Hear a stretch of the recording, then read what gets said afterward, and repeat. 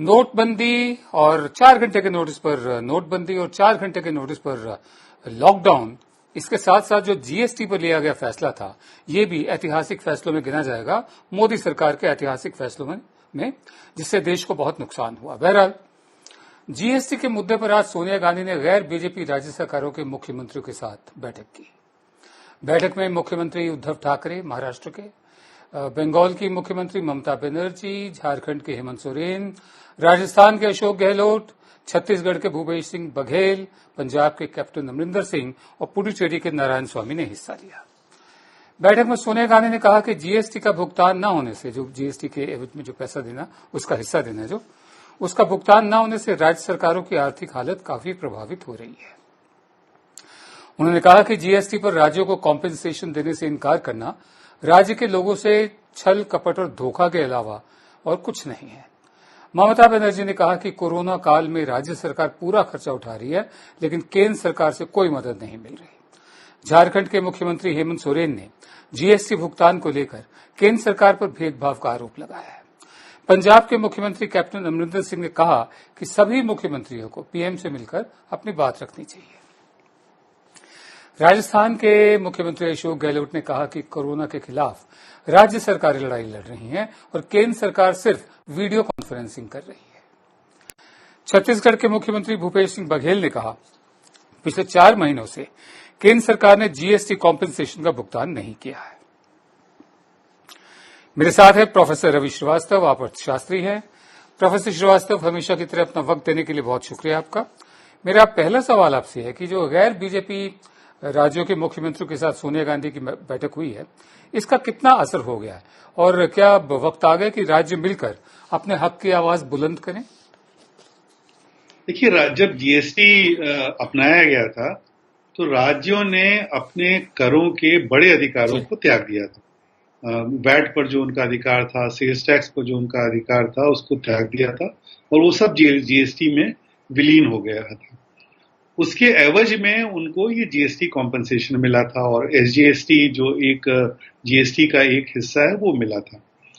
सरकार 2019-20 का जो जीएसटी था उसको सरकार ने जाके जून के महीने में पूरा किया और वित्त मंत्री ने ये कह दिया कि अब हम जो 2020-21 का जो जीएसटी कॉम्पेंसेशन है वो हमारे पास जब जीएसटी कॉम्पेंसेशन सेस पर्याप्त आ जाएगा तो उससे हम पूरा करेंगे। ये सीधे सीधे जीएसटी एक्ट की जो धारणा और जो स्पिरिट, जो कोऑपरेटिव फेडरलिज्म का बड़ा भारी झंडा जो इस सरकार ने गाड़ा था, ये उसके ठीक विपरीत जाता है और वैधानिक रूप से भी ये गलत है। अटॉर्नी जनरल भी इस बात की राय सरकार को दे चुके हैं और इसका असर सिर्फ गैर बीजेपी सरकारों पर ही नहीं पड़ रहा है, बल्कि जो बीजेपी से संबंधित सरकारें हैं उनके ऊपर भी पड़ रहा है।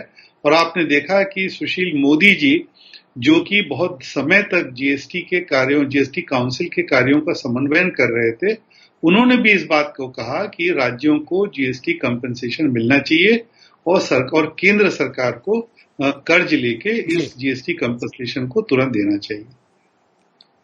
तो ये मसला सिर्फ विरोधी दलों का नहीं है, राज्य सरकारें चाहे वो बीजेपी की हो या गैर बीजेपी की हो, कार्यकलाप नहीं चला पा रही हैं। जी, मैं आगे बढ़ता हूं। बैठक से पहले छत्तीसगढ़ के मुख्यमंत्री भूपेश बघेल ने कहा कि उन्हें इस बात का डर है कि केंद्र सरकार राज्यों को जीएसटी मुआवजा देने की जो कमिटमेंट है उससे बाहर निकलने की सोच रही है। बघेल ने कहा, अगर ऐसा होता है तो जीएसटी की समीक्षा की जाए और राज्यों को लेवी और टैक्स वसूल करने की इजाजत दे देनी चाहिए, जो उनके पास पहले भी थी, जैसा प्रोफेसर श्रीवास्तव बता रहे हैं। बिजनेस स्टैंडर्ड से बातचीत में उन्होंने कहा कि जीएसटी के भुगतान में सुस्ती से जो वेलफेयर स्कीम्स हैं उनको जारी रखना मुश्किल हो जाएगा।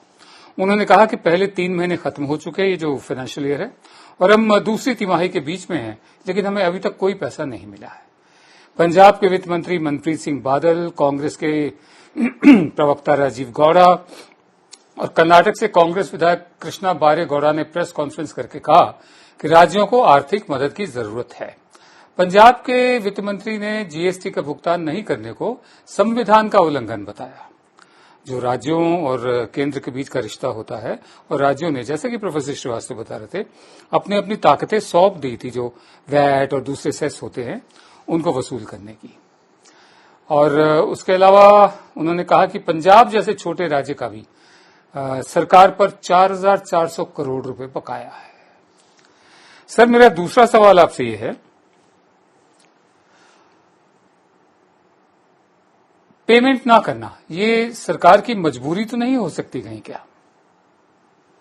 देखिए, इस समय जीएसटी के कलेक्शन कम हुए हैं, जीएसटी कंपनसेशन कम आया है, जीएसटी कंपनसेशन सेस कम आया है, और सिर्फ आज की परिस्थिति में नहीं, कोविड की परिस्थिति में नहीं, 2019-20 में भी जब स्लो डाउन हुआ था तो इसमें कम आया था।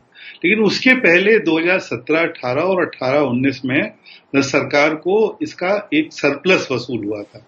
तो अर्थात ये कि जो ये फॉर्मूला है, ये एक मध्यमकालीन फॉर्मूला है, 5 साल के लिए बनाया गया है, और उसको एक अल्पकाल में घाटे या सरप्लस की स्थिति से उसको नहीं आंका जा सकता है। ये कॉन्स्टिट्यूशनल कमिटमेंट केंद्र सरकार ने किया था, और जैसा मैंने कहा, इसके एवज में राज्य सरकारों ने अपने अधिकारों का परित्याग किया।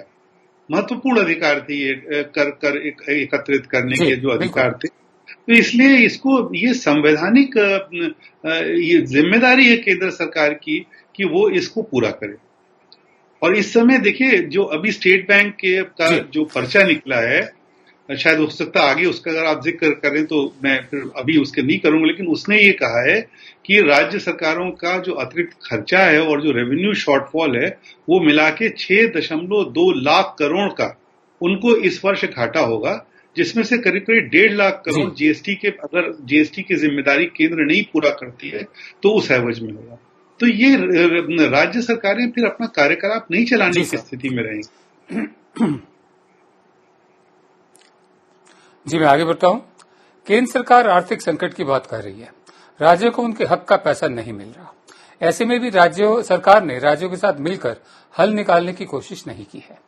15वें फाइनेंस कमीशन के सुझावों के मुताबिक फाइनेंशियल ईयर 2021 के लिए राज्यों का जो डिजास्टर रिलीफ फंड है, उसमें केंद्र सरकार ने अपना हिस्सा जीडीपी का महज 1% रखा है। केंद्र सरकार उन सेस से रेवेन्यू जनरेट कर रही है जो राज्यों के साथ साझा नहीं किए जा सकते। पीआरएस रिपोर्ट के मुताबिक केंद्र सरकार ने 2019-2020 में सेस और सरचार्ज से 3,69,111 करोड़ रुपए का रेवेन्यू हासिल किया था, जिसका जिक्र भी प्रोफेसर श्रीवास्तव ने किया कि कुछ एक्सेस भी किया था। केंद्र सरकार ने वादा किया था कि मुआवजा दिया जाएगा। इसी बात पर भरोसा करके राज्यों ने टैक्स लगाने का अपना संवैधानिक आधार छोड़ दिया और जीएसटी प्रणाली को अपनाया था, जिसका जिक्र हम भी कर चुके हैं। सबसे पहले प्रोफेसर श्रीवास्तव ने यही बात की थी। भरोसा किया था राज्य सरकार ने। केंद्र से मांग की जा रही है कि राज्यों को एस्टिमेटेड 6 लाख करोड़ के नुकसान के लिए मुआवजा दिया जाए। 6,20,000 करोड़ प्रोफेसर श्रीवास्तव ने बताया। राज्यों को जीएसटी कॉम्पेंसेशन अधिनियम में किए गए वादे के हिसाब से 14% का मुआवजा दे और वक्त पर दे। इससे कम राज्यों के साथ विश्वासघात होगा। जीएसटी कॉम्पेंसेशन सेस कलेक्शन को 10 सालों के लिए बढ़ा दिया जाना चाहिए। कोविड संकट से उबरने के लिए लिया जाने वाला कोई भी कर्ज केंद्र सरकार की तरफ से ही लिया जाए। ये पीआरएस की रिपोर्ट है, उसके मुताबिक मैं आपको ये बताया। सर, मेरा आखिरी सवाल आपसे ये है, क्या जीएसटी की समीक्षा करने का भी वक्त आ गया है? इस कानून को मतलब जरा देखा जाए, रिव्यू किया जाए इसको कि क्या ये सही काम किया है जैसा सोचा गया था, या ये भी नोटबंदी और 4 घंटे के नोटिस पर लॉकडाउन की तरह उठाया गया कदम है? देखिए, जीएसटी, यूपीए सरकार भी जीएसटी लाना चाहती थी, ये सरकार भी जीएसटी लाई, लेकिन मेरा एक मत है, पहले भी मैं आपके चैनल पर भी इस बात को कह चुका हूं कि भारत जैसे देश में जहां जो सप्लाई चेन्स हैं उनका एक बड़ा हिस्सा अनौपचारिक क्षेत्र में है, इनफॉर्मल सेक्टर में है, उसके लिए जीएसटी एक उपयुक्त कर प्रणाली नहीं है। और मैं समझता हूं कभी न कभी ज्यादा दिन नहीं लगेंगे, इसकी पुनः समीक्षा होगी। इस समय अल्पकालीन में जिस तरह की समीक्षा की बात की जा रही है वो ये कि कर बढ़ाए जाएं, घटाए जाएं, जीएसटी कंपनसेशन के अधीन जो वस्तुएं आती हैं क्या उनको बढ़ाया जाए, या जीएसटी कंपेंसेशन सेस को कुछ आइटम्स को बढ़ाया जाए। तो इस समय पूर्ण समीक्षा की चर्चा आप देख रहे हैं ज्यादातर नहीं हो रही है, राज्य भी इसकी चर्चा नहीं कर रहे हैं, लेकिन मुझे लगता है कि साल 2 साल के अंदर ये चर्चा निश्चित रूप से होगी, क्योंकि यथास्थिति इस प्रकार से जिस तरह से जीएसटी कानून लाया गया है ये यथास्थिति नहीं चल पाएगी। तो निश्चित रूप से इसका पुनर्मूल्यांकन होगा।